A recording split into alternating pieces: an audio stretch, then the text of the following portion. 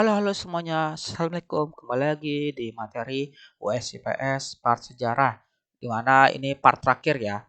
Nah, kali ini kita bahas tentang peristiwa-peristiwa politik dan ekonomi Indonesia pasca kedaulatan, di mana pada awal masa kemerdekaan dibentuklah RIS ya dan NKRI secara terpisah akibat dari perjanjian KMB atau Konferensi Meja Bundar tahun 1949, di mana konstitusi yang dipakai itu Undang-Undang Dasar Sementara atau UUDS 1950. Akan tetapi uh, tidak berlangsung lama ya, di mana kembali lagi menjadi NKRI, Negara Kesatuan Republik Indonesia, dan menggunakan Undang-Undang Dasar Negara Republik Indonesia tahun 1945. Nah, selama menjadi RIS, terjadilah berbagai masalah ya di gangguan keamanan. Pertama, ada pemberontakan PKI Madiun tahun 48, lalu ada pemberontakan Darul Islam atau Tentara Islam Indonesia di Jawa Barat dan Jawa Tengah, pemberontakan Angkatan Perang Ratu Adil atau APRA di Bandung, pemberontakan Republik Maluku Selatan RMS di Maluku, pemberontakan Adi Aziz di Makassar. Lalu dari peristiwa ekonominya, di mana ada masalah inflasi akibat mata uang Jepang yang beredar di masyarakat itu terlalu banyak dan Indonesia belum punya mata uangnya sendiri. Lalu kas negara yang kosong dan juga pajak dan biaya masuknya itu sangat kecil. Lalu ada blokade laut dari Belanda, di mana Belanda menutup akses pintu masuk dan keluar perdagangan Indonesia sehingga tidak dapat melakukan perdagangan internasional, yaitu ekspor maupun impornya.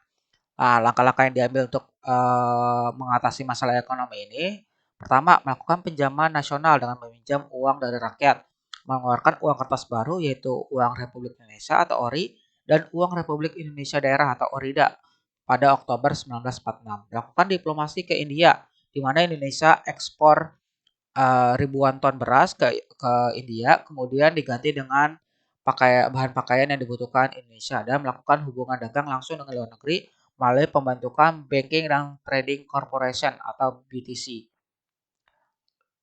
Lalu pada masa demokrasi parlementer, era ini masih pemerintahan Soekarno ya, di mana setelah berlakunya 17 Agustus 1950 sampai 5 Juli 1959 pada era ini ya. Di mana ciri-cirinya satu, sistem pemerintahannya itu parlementer, presiden sebagai kepala negara dan perdana menteri sebagai kepala pemerintahan. Terjadinya pergantian kabinet ya sampai 7 kali. Lalu sistem multipartai yang terlalu banyak partai politik dalam pemerintahan. Dari segi gangguan keamanan, ada pemberontakan dari TNI di Sulawesi Selatan, Kalimantan Selatan, dan Aceh. Lalu ada pemberontakan PRRI atau Permesta di Sumatera dan juga Sulawesi. Dan melakukan pemilu pertama kali itu tahun 1955, di mana dilakukan 2 tahap. Tahap pertama 29 September 1955 memilih anggota DPR dan MPR, dan pemilu kedua itu tanggal 15 Desember 1955 memilih Dewan Konstituante untuk membentuk Undang-Undang Dasar atau UUD. 4 parpol yang menang pemilu itu ya ada PNI, Masyumi, NU, dan juga PKI. Lalu ada Konferensi Asia Afrika atau KA, di mana salah satu hal yang positif dari demokrasi parlementer ini adalah terselenggaranya KA ya, yang ada di Bandung tanggal 18 sampai 24 April 1955. Pesertanya itu ada 29 negara dari Asia dan juga Afrika, di mana ada 5 negara sebagai pencetusnya, di mana Indonesia salah satunya, dan ada 24 negara undangan. Nah, dari hasil KA ini kemudian disepakati ada 10 kesepakatan ya, dikenal sebagai Dasar Sila Bandung. Dari awal KA ini kemudian muncullah suatu gerakan di mana tidak memihak blok barat maupun blok timur. Karena pada saat itu terjadi gesekan ya antara barat dengan timur. Nah, muncullah gerakan non blok, tidak memihak keduanya. Lalu ada perkembangan ekonomi pada masa demokrasi parlementer, di mana karena Indonesia mengalami inflasi yang terlalu tinggi, menyebabkan Indonesia melakukan kebijakan-kebijakan untuk mengatasi permasalahannya. Pertama, ada Gunting Syarifuddin, di mana uh, nilai mata uang Rp5 ke atas itu dipotong menjadi setengahnya. Kemudian kebijakan ini mengurangi jumlah uang yang beredar sehingga nilai itu seimbang dengan jumlah barang yang ada. Sistem ekonomi gerakan benteng di mana memberikan bantuan pemodalan kepada pengusaha Indonesia dan nasionalisasi perusahaan asing Indonesia seperti Netherlands, Indisch, Eskomto, Mas Hapich menjadi bank dagang negara. Lalu ada penyusunan rencana pembangunan 5 tahun atau Repelita, di mana dilakukan sampai 6 kali ya, periodenya 5 tahun kemudian sampai 6 kali. Lalu ada dekret presiden, akibat gagalnya dari Dewan Konstitusi untuk membuat UUD baru dan juga masalah gangguan keamanan dan ekonomi, maka Presiden Soekarno melakukan Dekret Presiden 5 Juli 1959. Isinya adalah menetapkan pembubaran Dewan Konstituante, memberlakukan kembali UUD 1945, pembentukan MPRS Majelis Perusahaan Rakyat Sementara dan DPAS Dewan Pertimbangan Agung Sementara. Lalu pada masa demokrasi terpimpin, ini masa Soekarno juga ya, di mana dimulai 5 Juli 1559 sampai tahun 65, di mana kita kembali lagi menjadi sistem kabinet presidensil. Ada kondisi politik, sosial, ekonomi pada masa demokrasi terpimpin. Pertama, kebijakan dalam negeri dan juga luar negeri yang dianggap menyimpang. Dalam negerinya menyimpang. Pembentukan MPRS dan DPAS, pembubaran DPR hasil pemilu, dan pembentukan DPR gotong royong hasil dari pertimbangan Soekarno. Penetapan Presiden Soekarno sebagai presiden seumur hidup, di mana dalam undang-undang itu dibilang jabatan presiden itu hanya 2 periode saja maksimal atau 10 tahun. Tapi kebijakannya dibilang Soekarno itu dibilang presiden sebagai seumur hidup, maka dianggap menyimpang. Lalu ada kebijakan luar negerinya, yaitu politik luar negeri NEVO dan OLDEVO, konfrontasi dengan Malaysia, dan Indonesia keluar dari PBB akibat uh, Malaysia itu didukung oleh dunia internasional, sehingga Indonesia lebih memilih keluar dari PBB. Pemberontakan G30S PKI tahun 1965 pada tanggal 30 September 1965, ya, sejumlah tentara di bawah pimpinan Letkol Untung melakukan penculikan terhadap 7 perwira TNI AD, di mana pada saat itu terjadilah gesekan ya, perebutan kekuasaan antara TNI AD dengan tokoh-tokoh dari PKI. Kemudian terjadilah ya pemberontakan G30S PKI. Nah, tanggal 1 Oktober 1965, pemimpin gerakannya itu bilang untuk melakukan menertibkan Dewan Jenderal yang akan mengkudeta Presiden Soekarno. Tapi gerakan 30 September PKI ini dapat ditumpas oleh TNI yang dipimpin oleh Majen Soeharto dan dibantu oleh rakyat Indonesia. Dari segi kondisi ekonomi, untuk mengatasi permasalahan ekonomi, maka dilakukan beberapa macam. Pertama, pembentukan Dewan Perancang Nasional yang menyusun rancangan dasar undang-undang pembangunan nasional sementara berencana tahapan tahun 1961 sampai 1969. Mengeluarkan Perpu nomor 2 tahun 1959 tentang penurunan nilai uang kertas ya, Rp500 dan Rp1.000 menjadi Rp50 dan Rp100. Lalu menyelenggarakan deklarasi ekonomi tanggal 28 Maret 1963. Tritura dan Super Semar, di mana akibat ekonomi Indonesia makin terpuruk, banyak masyarakat yang mengalami kemiskinan. Nah, mahasiswa dan masyarakat kemudian demo ya, memprotes kebijakan pemerintah.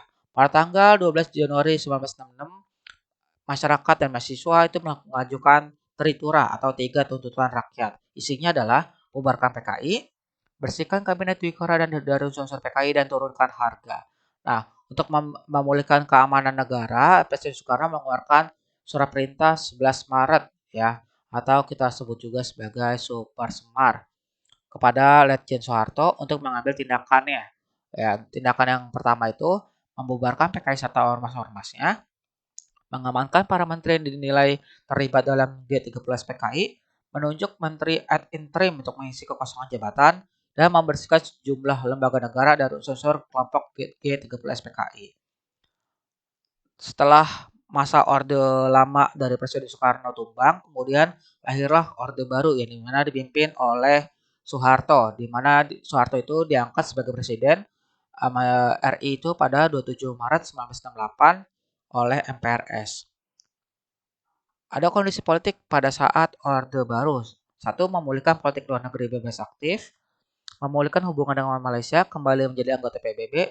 Dua, pada 28 September 1966, memperkasai pembentukan ASEAN, penyederhanaan parpol menjadi 3, ada PPPP atau P3 kita bilangnya, Partai Persatuan Pembangunan, ada PDI, Partai Demokrasi Indonesia, dan Golkar, golongan karya.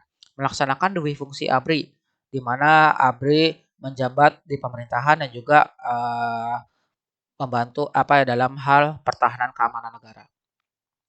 Kondisi ekonomi di mana terbagi menjadi dua, ada program jangka pendek di mana difokuskan dalam rangka penyelamatan ekonomi nasional. Program jangka panjangnya namanya Pelita, di mana dilakukan sampai 25 tahun.